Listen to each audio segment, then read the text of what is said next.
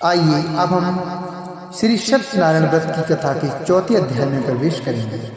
श्री सूत जी बोले, साधु बनिया मंगलाचरण कर और ब्राह्मणों को धन देकर अपने नगर के लिए चल पड़ा। साधु के कुछ दूर जाने पर भगवान सत्यनारायण की उसकी सत्यता की परीक्षा के विषय में जिज्ञासा हुई। साधु, तुम्हारी नाव में क्या भरा है?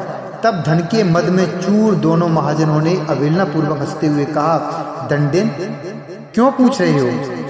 क्या कुछ द्रव्य लेने की इच्छा है? हमारी नाव में तो लता और पत्ते आदि भरे हैं। ऐसी निष्ठुर वाणी सुनकर तुम्हारी बात सच हो जाए। ऐसा कहकर दंडी सन्यासी को रूप धारण किए हुए भगवान कुछ दूर जाकर समुद्र के समीप बैठ गए। दंडी के चले जाने पर नित्य क्रिया करने के पश्चात उतराई हुई अर्थात जल में ऊपर की ओर उठी हुई नौका को देखकर साधु अत्यंत आश्चर्य में पड़ गया और नाव में लता और पत्ते आदि देखकर मूर्छित हो पृथ्वी पर गिर पड़ा। सचेत होने पर बड़िक पुत्र चिंतित हो गया। तब उसके दामाद ने इस प्रकार कहा, आप शोक क्यों करते हैं? दंडी ने शाप दे दिया है। इस स्थिति में वे ही चाहें तो सब कुछ कर सकते हैं, इसमें संशय नहीं। अतः उन्हीं की शरण में हम चलें, वही मन की इच्छा पूर्ण होगी।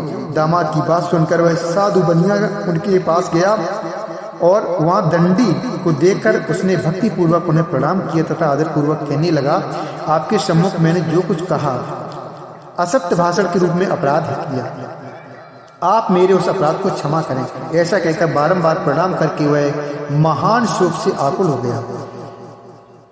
दंडी ने उसे रोता हुआ देखकर कहा, हे मूर्ख, रो मत, मेरी बात सुनो। मेरी पूजा से उदासीन होने के कारण तथा मेरी आज्ञा से ही तुमने बारंबार दुख प्राप्त किया है। भगवान की ऐसी वाणी सुनकर वह उनकी स्तुति करने लगा। साधु ने कहा, हे प्रभु, यह आश्चर्य की बात है कि आपकी माया से मोहित होने के कारण ब्रह्मा आदि देवता भी आपके गुणों और रूपों को यथावत रूप से नहीं जान पाते हैं। फिर मैं मूर्ख आपकी माया से मोहित होने के कारण कैसे जान सकता हूँ? आप प्रसन्न हो, मैं अपनी धन संपत्ति के अनुसार आपकी पूजा करूंगा। मैं आपकी शरण में आया हूँ। मेरा जो नौका में स्थित पूरा धन था, उसकी तथा मेरी रक्षा करें। उस बनिया की भक्ति युक्त वाणी सुनकर भगवान जनार्दन संतुष्ट हो गए। भगवान हरि उसे अभीष्ट वर प्रदान करके वहीं अंतर्ध्यान हो गए। उसके बाद वह साधु अपनी नौका में चढ़ा और उसे धन दान से भरपूर देखकर भगवान सत्यदेव की कृपा से हमारा मनोरथ सफल हो गया। ऐसा कहकर स्वजनों के साथ उसने भगवान की विधिवत पूजा की। भगवान श्री सत्यनारायण की कृपा से वह आनंद से भरपूर हो गया और नाव को प्रत्यन पूर्वक संभालकर उसने अपने देश के लिए प्रस्थान किया। साधु बनिया ने अपने दामाद से कहा, वह देखो, मेरी रत्नपुरी नगरी दिखाई दे रही है। साधु बनिया ने अपने दामाद से कहा, वह देखो, मेरी रत्नपुरी नगरी दिखाई दे रही है। इसके बाद उसने अपने धन के रक्षक दूत को अपने आगमन का समाचार देने के लिए अपनी नगरी में भेजा। उसके बाद उस दूत ने नगर में जाकर साधु की भार्या को देख हाथ जोड़कर प्रणाम किया तथा उसके लिए अभीष्ट बात कही। सेठ जी अपने दामाद तथा बंधु वर्गों के साथ बहुत सारे धन धान से संपन्न होकर नगर के निकट पधार गए।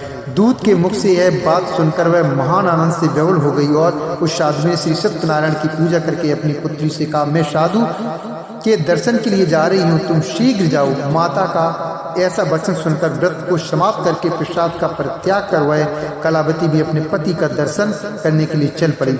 इससे भगवान सत्यनारायण रुष्ट हो गए और उन्होंने उसके पति को तथा नौका को धन के साथ हरण करके जल में डुबो दिया।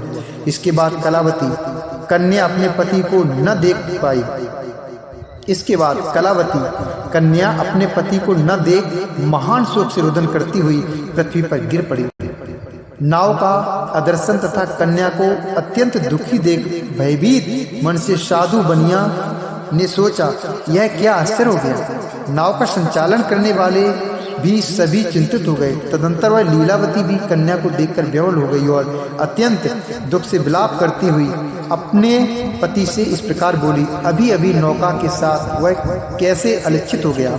न जाने किस देवता की उपेक्षा से वह नौका हरण कर ली गई, अथवा श्री सत्यनारायण का महात्मा कौन जान सकता है। ऐसा कहकर वह स्वजनों के साथ विलाप करने लगी और कलावती कन्या को गोद में लेकर रोने लगी।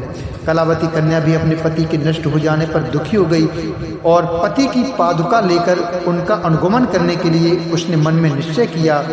कन्या के इस प्रकार के आचरण को देख भार्या सहित वह धर्मज्ञ साधु बनी अत्यंत शोक संतप्त हो गया और सोचने लगा, या तो भगवान सत्यनारायण ने अपहरण किया अथवा हम सभी भगवान सत्यदेव की माया से मोहित हो गए हैं। अपनी धन शक्ति के अनुसार मैं भगवान श्री सत्यनारायण की पूजा करूंगा। सभी को बुलाकर इस प्रकार कहकर उसने अपने मन की इच्छा प्रकट की और बारंबार भगवान सत्यदेव को दंडवत प्रणाम किया।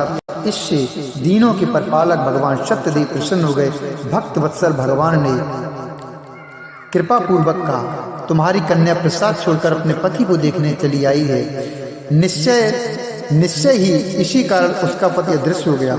यदि घर जाकर प्रसाद ग्रहण करे तो हो सकता है वह पुनः वापस आ जाए। तो हे साधु बनिया, तुम्हारी पुत्री पति को प्राप्त कर सकती है, इसमें संशय नहीं है।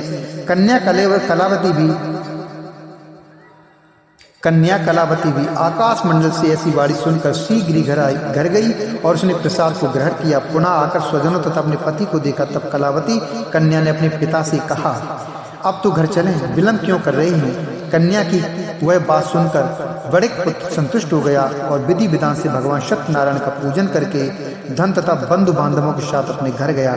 उसके बाद पूर्णिमा तथा संक्रांति पर्वों पर भगवान सत्यनारायण का पूजन करते हुए इस लोक में सुख भोग कर अंत में सत्यपुर वैकुंठ लोक में चला गया।